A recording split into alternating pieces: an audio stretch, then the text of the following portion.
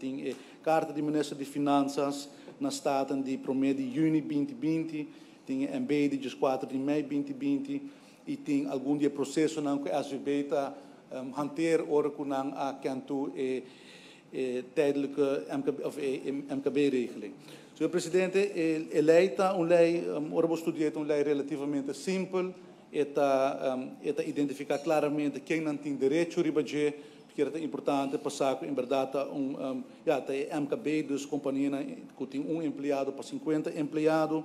companhia que está inscrevida em SVB, que está inscrevida na belasting,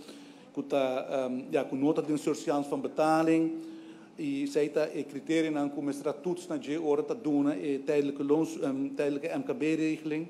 E senhor presidente, moet ook den artikel 4 é parte de como te chega na omzetdaling, não? Dus a sistemática de lei tá outra que botou vai wak kiko companhia não tá outra tem na entrada, kiko não tá outra na omzet de mesmo quartal de ano anterior. Dus por exemplo, ora botou coi tem caso aqui é de 2 quartal de 2020 para sobre o primeiro quartal não está aplicável e de 2 quartal a SVB otorgar 4.000 florins a cada empresa que está inscrever, 5 a tudo 5 sobre o momento a situação está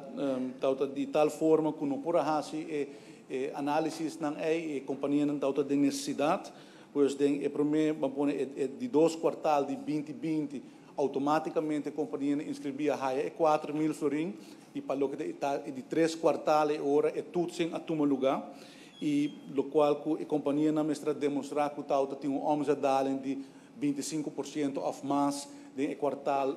relevante no ano anterior. Dus você está pedindo para o derde quartal e agora não comparar o omzetcijfers com o derde quartal de ano 2019. Então agora vou por a basar a formula que tem no artigo 4 de 1 que é min x gedeeld door y mal 100%, wordt dan chega na porcentagem. E caminho ora está a referência omzet, pois a omzet de ano anterior de mesmo quartal e extra omzet que a companhia não tem em quartal of den quartal que está pedi loans MKB ribadia. Senhor Presidente, ora a procedura está com SVB que agora encarregado com a execução de arreglo aqui. O tempo é basado no MB, e a curato me explica também para que a abrindo a estrutura de MB e passa a no parlamento para tratar a lei.